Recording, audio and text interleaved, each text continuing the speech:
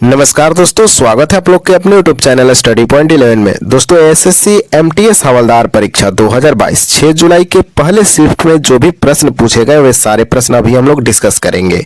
मैं बता दूं कि काफ़ी सारे स्टूडेंट बोल रहे हैं कि प्रश्न का स्तर काफ़ी लो लेवल का आ रहा है, तो आप लोग डरिए नहीं और जाकर एग्जाम दीजिए। आपका एग्जाम बहुत अच्छा जाने वाला है। आप लोग एनालिसिस को देखते रहें, जिससे पता चलेगा कि किस टॉपिक से कितने प्रश्न पूछे जाते हैं। चलिए शुरुआत करते हैं, और उससे पहले अगर आप नए हैं चैनल पर तो चैनल को जरूर सब्सक्राइब कर लीजिए, क्योंकि एसएससी एमटीएस और आने वाले ग्रुप डी के एनालिसिस इसी चैनल पे करवाया जाएगा। चलिए शुरुआत करते हैं पहले प्रश्न से। 6 जुलाई के पहले शिफ्ट में पूछे गए प्रश्न देख लेते हैं। फीफा 2022 का आयोजन कहाँ होगा? पहला प्रश्न है, जो कि कतर में होने वाला है। कतर में होने वाले इस वर्ल्ड कप के लिए कुल 8 ग्रुप होंगे और हर एक ग्रुप में 4-4 टीम होंगी और कुल 12 दिन तक ये गेम चलने वाला है। आप लोग ध्यान रखेंगे। नेक्स्ट प्रश्न है कि आईसीसी T20 वर्ल्ड कप 2021 का आयोजन कहाँ हुआ? तो यूएई में हुआ था और ये 7वां संस्करण था 2021 का जो T20 वर्ल्ड कप हुआ था। और विजेता अगर पूछता है आपके एग्जाम में तो ऑस्ट्रेलिया, और विजेता रहा न्यूजीलैंड। ये भी आप लोग ध्यान रखेंगे, आने वाले एग्जाम में पूछे जा सकते हैं। विश्व सुंदरी ब्रिज कहाँ स्थित है? तो उत्तर प्रदेश में। उत्तर प्रदेश में विश्व सुंदरी ब्रिज स्थित है और मोस्टली लगभग 70% स्टूडेंट इस प्रश्न का उत्तर नहीं दे पाए हैं, जहां तक एनालिसिस करने की बात है। देखते हैं नेक्स्ट प्रश्न। अकबर का राजस्व मंत्री कौन था? तो टोडरमल था। ये बहुत सिंपल प्रश्न था कि अकबर का राजस्व मंत्री कौन था? टोडरमल। और वैसे जीके का स्तर काफी लो लेवल का आ रहा है, आप लोग ध्यान रखेंगे और एग्जाम में अच्छे से आप लोग क्वेश्चन को पढ़कर ही उत्तर दीजिएगा। बंगाल की खाड़ी में कौन सी नदी गिरती है? आइए देख लेते हैं। तो ब्रह्मपुत्र, कृष्णा, कावेरी, गोदावरी, महानदी और गंगा नदी, ये सारी नदियां हैं जो बंगाल की खाड़ी में गिरती है। आप लोग सारे नदी का नाम याद रखिएगा। अब देखते हैं नेक्स्ट प्रश्न को। ओलंपिक में भाला फेंक में किसने स्वर्ण पदक जीता था? तो नीरज चोपड़ा ने जीता। अभी हाल ही में जो ओलंपिक हुआ था उसमें नीरज चोपड़ा द्वारा स्वर्ण पदक जीता गया था, यानी गोल्ड मेडल। किस खेल में? तो भाला फेंक में। कौन? नीरज चोपड़ा जीत गए थे। और ये प्रश्न काफी इंपॉर्टेंट है। सत्रिया नृत्य किस राज्य से संबंधित है? तो असम से है संबंधित। सत्रिया नृत्य असम से संबंधित है। यानी नृत्य से आपके सवाल लगातार पूछे जा रहे हैं। कल के तीनों शिफ्ट में पूछा गया और आज के पहले शिफ्ट में भी पूछ लिया गया है। नेक्स्ट प्रश्न देखते हैं। 1 रुपए का नोट किस मंत्रालय द्वारा जारी किया जाता है? आपको पता है कि 5 रुपया, 10 रुपया, 20 रुपया, 50 रुपया, ये सारे नोट कौन जारी करता है? तो आरबीआई जारी करता है। लेकिन 1 रुपया का नोट किसके द्वारा जारी किया जाता है? और यह प्रश्न बार बार पूछा जाता है, तो याद रखिएगा, वित्त मंत्रालय के द्वारा 1 रुपए का नोट को जारी किया जाता है। नेक्स्ट प्रश्न देख लेते हैं फटाफट। इतिहास की वह कौन सी पहली महिला थी जो राज्यसभा के लिए नामित हुई थी? यानी जो इतिहास में वो पहली महिला थी जो राज्यसभा के लिए नामित की गई थी। तो इसका राइट आंसर हो जाएगा रुक्मणी देवी अरुणडेल। ये प्रश्न पूछा गया था आपके फर्स्ट शिफ्ट। तो ये थे हमारे पास पहले शिफ्ट के सारे प्रश्न। आप लोग इस प्रश्न को देखिए और किस टॉपिक से आया उस टॉपिक को क्लियर कीजिए। दूसरे चैनल से भी आप लोग क्लियर कीजिए, कोई प्रॉब्लम नहीं है। मैं बस अभी एनालिसिस करा रहा हूं, मैं अपने चैनल का ऐड नहीं कर रहा हूं। बस आप लोग चैनल को सब्सक्राइब कर लीजिए और लाइक कमेंट तो करके बताइए कि आपको ये वीडियो कैसा लगा और एनालिसिस आपको कैसा लग रहा है, क्योंकि मैं 2 से करीब 10 मिनट के अंदर आपको एनालिसिस करा रहा हूं। अभी मैंने कल का टोटल एनालिसिस कराया जो कि तीनों शिफ्ट का था। केवल 14 मिनट में हम लोग पूरे प्रश्न को डिस्कस किए हैं। तो आप लोग उस वीडियो को भी ध्यान से देखिएगा, क्योंकि काफी इंपॉर्टेंट है। 1 से 2 घंटे वाले वीडियो से आप लोग दूर रहें, क्योंकि वे आपका समय बर्बाद हो रहा है, वहां पे आप लोग ध्यान रखें। चलिए मिलते हैं नेक्स्ट शिफ्ट के। दोस्तों, एसएससी एमटीएस हवलदार परीक्षा 2022 6 जुलाई सेकंड शिफ्ट के जितने भी प्रश्न मेरे पास अवेलेबल है वे सारे प्रश्न हम लोग डिस्कस करेंगे। दोस्तों, मैं एक भी प्रश्न इधर उधर का नहीं लेकर आता। जो रियल प्रश्न आए हैं पेपर में वही लेकर मैं आता हूं, इसलिए थोड़ा मेरा वीडियो बनाने में लेट हो जाता है। तो चलिए शुरुआत करते हैं पहले प्रश्न से जो पूछा गया था। अगर आप नए हैं चैनल पे तो चैनल को सब्सक्राइब जरूर कीजिएगा और दोस्तों के बीच इस वीडियो को शेयर जरूर कर दीजिएगा। दोस्त, इतना आप मदद कर सकते हैं। तो पहला प्रश्न पूछा गया था, वायुसेना के नए प्रमुख किसे बनाया गया? करेंट अफेयर्स से प्रश्न था। तो याद रखेंगे, चीफ मार्शल विवेक राम चौधरी को दोस्तों वायुसेना के नए प्रमुख के रूप में नियुक्त किया गया है। अगला प्रश्न देखते हैं। जापान का राष्ट्रीय फल क्या है? तो खुरमा। राष्ट्रीय फल जापान का खुरमा है। और राष्ट्रीय गान अगर आपसे पूछे तो किमी गायो, ये भी आप लोग ध्यान रखेंगे। नेक्स्ट प्रश्न आया था, सत्यशोधक समाज की स्थापना कब की गई थी? तो 24 सितंबर 1873 में ज्योतिबा फुले के द्वारा सत्यशोधक समाज की स्थापना की गई थी। नेक्स्ट प्रश्न था, ब्रह्मा मंदिर कहाँ पर स्थित है? तो राजस्थान के अजमेर जिला में ब्रह्मा मंदिर स्थित है, ये आप लोग ध्यान रखेंगे। नेक्स्ट प्रश्न आया था कि सेबी का मुख्यालय कहाँ पर स्थित है? तो 12 अप्रैल 1988 में इसकी स्थापना की गई थी, जबकि सेबी अधिनियम 1992 के तहत संवैधानिक मान्यता इसको प्राप्त हुआ था, यानी 30 जनवरी 1992 को इसको मान्यता प्राप्त हो गया था सेबी को। और इसका मुख्यालय की बात करें तो मुंबई, ये आप लोग ध्यान रखेंगे, यही प्रश्न आपसे पूछा गया था। अ वेटिंग फॉर वीजा के लेखक कौन है? तो भीमराव अंबेडकर है अ वेटिंग फॉर वीजा के लेखक। नेक्स्ट प्रश्न था कि ए.आर. रहमान को अब तक कितने ग्रैमी अवार्ड मिल चुके हैं? तो अब तक ए.आर. रहमान को 2 ग्रैमी अवार्ड मिल चुके हैं, ये आप लोग ध्यान रखेंगे, और ये प्रश्न रेलवे में भी पूछा जा सकता है। नेक्स्ट प्रश्न आया था कि स्टैच्यू ऑफ यूनिटी कहाँ पर स्थित है? तो बिल्कुल सरल सवाल था, गुजरात में स्थित है स्टैच्यू ऑफ यूनिटी। नेक्स्ट प्रश्न देखते हैं, विजय हजारे ट्रॉफी 2021 किसने जीता है? तो ये क्रिकेट से संबंधित एक ट्रॉफी है, विजय हजारे ट्रॉफी, ये भी आप लोग याद रखेंगे। तो 2021 का खिताब जीत लिया है हिमाचल प्रदेश। किसको हराया था? तो तमिलनाडु को हरा के हिमाचल प्रदेश ने विजय हजारे ट्रॉफी 2021 का खिताब जीत लिया है हिमाचल प्रदेश। नेक्स्ट प्रश्न आया था कि असम का लोक नृत्य क्या है? तो आइए देख लेते हैं असम के लोक नृत्य कौन कौन है। तो बिहू नृत्य, भोर नृत्य और ओजापल्ली नृत्य, ये आप लोग तीनों नाम याद रखिएगा, इसमें से कोई भी प्रश्न में आपसे पूछा जा सकता है। हड़प्पा सभ्यता में सबसे बड़ा स्नानागार कहाँ मिला है? तो मोहनजोदड़ो से प्राप्त हुआ था हड़प्पा सभ्यता का सबसे बड़ा स्नानागार, जबकि वर्तमान में मोहनजोदड़ो की बात करें तो वो पाकिस्तान में स्थित है। नेक्स्ट प्रश्न देखते हैं, चींटी के डंक में कौन सा अम्ल पाया जाता है? तो चींटी के डंक की बात करें तो फार्मिक अम्ल पाया जाता है। यहाँ बिच्छू भी पूछ सकता है, तो आप लोग याद रखिएगा फार्मिक अम्ल उसमें भी पाया जाता है। नेक्स्ट प्रश्न आपसे पूछा गया था कि बृहत हिमालय और शिवालिक हिमालय के बीच कौन सा रेंज पाया जाता है? तो इसका राइट आंसर हो जाएगा दोस्तों, शिवालिक का अर्थ होता है शिव की जटा, और शिवालिक से उत्तर में उससे ऊंची हिमालय पर्वतमाला है जो मध्य हिमालय के नाम से जाना जाता है। तो राइट आंसर इसका हो जाएगा मध्य हिमालय। अगला प्रश्न पूछा गया था कि माधवी मृदुल किस डांस से संबंधित है?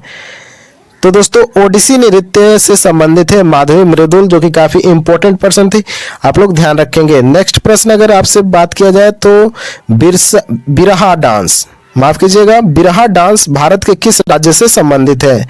तो बिरहा डांस सबको पता है बिहार से संबंधित है।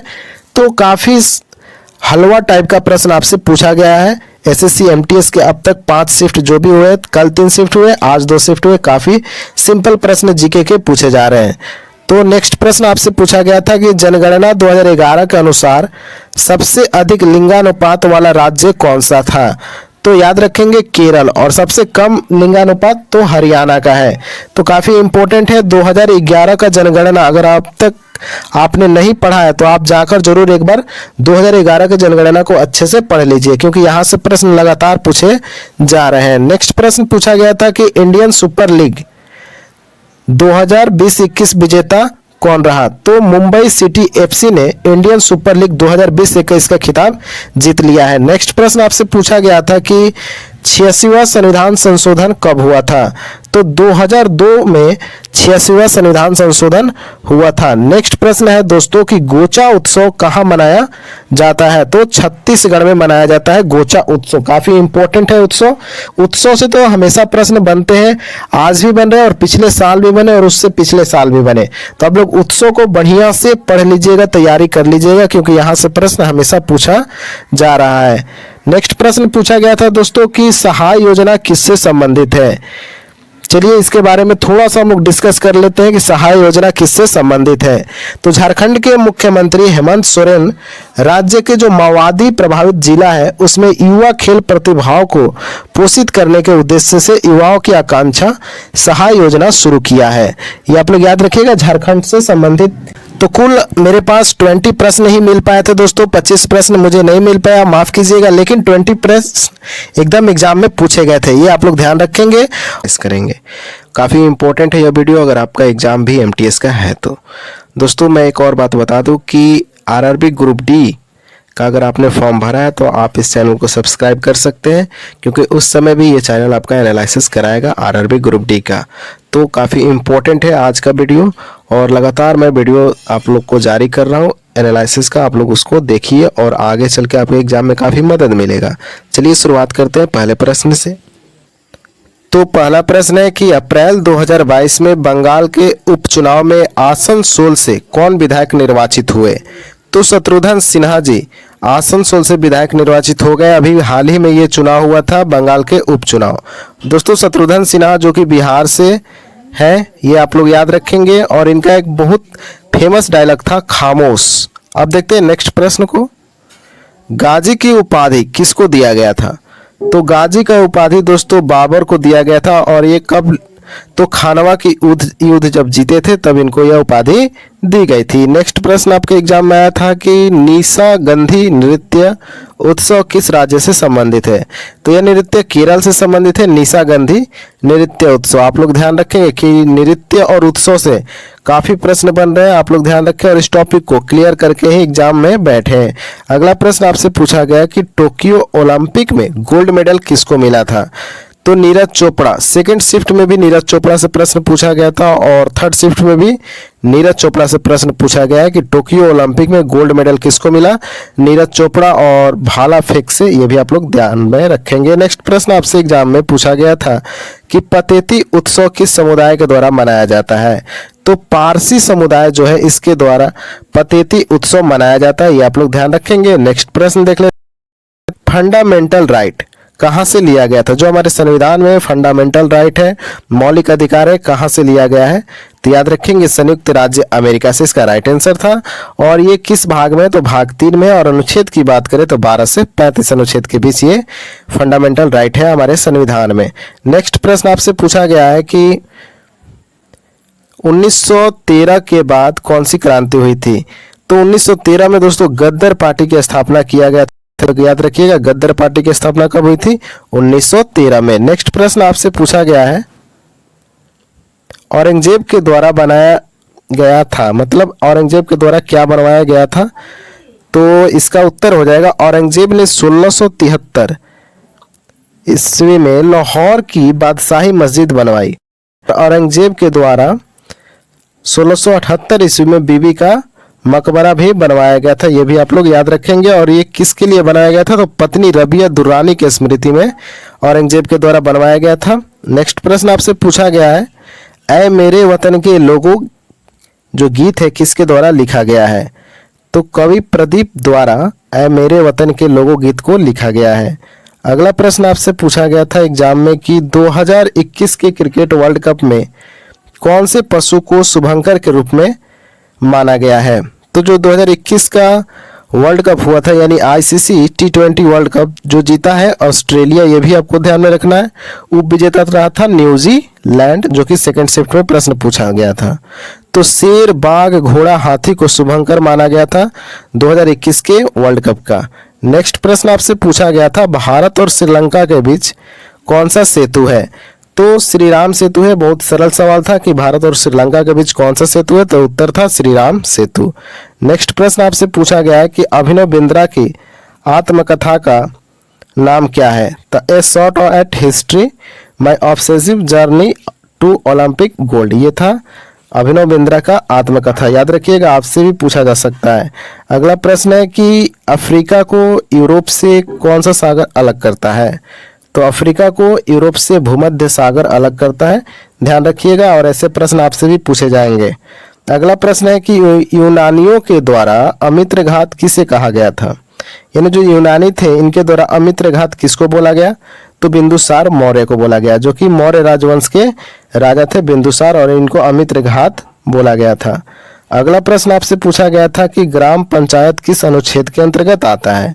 तो अनुच्छेद 40, यानी अनुच्छेद से अब तक एमटीएस के 6 शिफ्ट में और 6 शिफ्ट में अनुच्छेद से प्रश्न बने हैं। तो आप लोग 50 तक अनुच्छेद एकदम रट के जाएं, और आप लोग रटे भी होंगे जो कि इतने दिन से तैयारी कर रहे हैं। तो ग्राम पंचायत अनुच्छेद 40 से संबंधित है।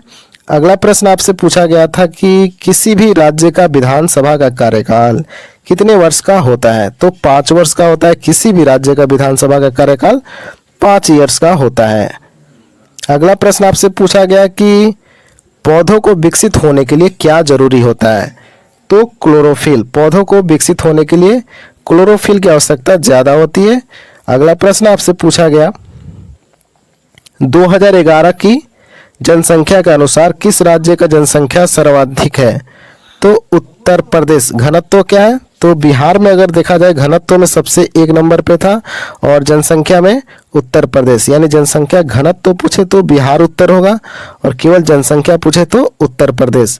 और मैं बता दूं 2011 जनगणना से अब तक 6 शिफ्ट में 6 सवाल पूछ लिए गए हैं, तो आप लोग भी 2011 की जनगणना को देखकर ही जाएं। 2021 के रिपोर्ट के अनुसार किस राज्य में सर्वाधिक बेरोजगारी बढ़ी है? तो सर्वाधिक बेरोजगारी वाला राज्य हरियाणा है, आप लोग याद रखेंगे, और करंट अफेयर्स भी है, तो काफ़ी इंपॉर्टेंट प्रश्न है। नेक्स्ट प्रश्न था पंथी नृत्य किस राज्य से संबंधित है? तो पंथी नृत्य जो है छत्तीसगढ़ से संबंधित है, ये भी आप लोग ध्यान में रखेंगे। नेक्स्ट प्रश्न आपसे पूछा गया कि कौन सा धातु सबसे क्रियाशील है? तो याद रखेंगे सोडियम। आप लोग को ही पता है कि इसको केरोसिन में डुबा कर रखा जाता है इसकी क्रियाशीलता की वजह से, क्योंकि जैसे ये हवा के संपर्क में आएगा इसमें आग पकड़ लेती है। तो सबसे क्रियाशील धातु है सोडियम, ये आप लोग ध्यान में रखेंगे। आगे के एग्जाम के लिए आप लोग को दोस्तों बेस्ट ऑफ लक। अगर आप नए हैं चैनल पे तो चैनल को सब्सक्राइब जरूर कीजिए। मैं एक बार और बताता हूँ कि इसी चैनल पे आरआरबी ग्रुप डी का भी एनालिसिस कराया जाएगा और काफ़ी बेहतरीन तरीके से कराया जाएगा। तो चलिए मिलते हैं अब नेक्स्ट यानी कल के फर्स्ट शिफ्ट का पेपर लेकर मैं फिर से हाजिर हो जाऊंगा। तब तक के लिए जय हिंद, जय भारत। पढ़ते रहिए आप लोग मन लगा के।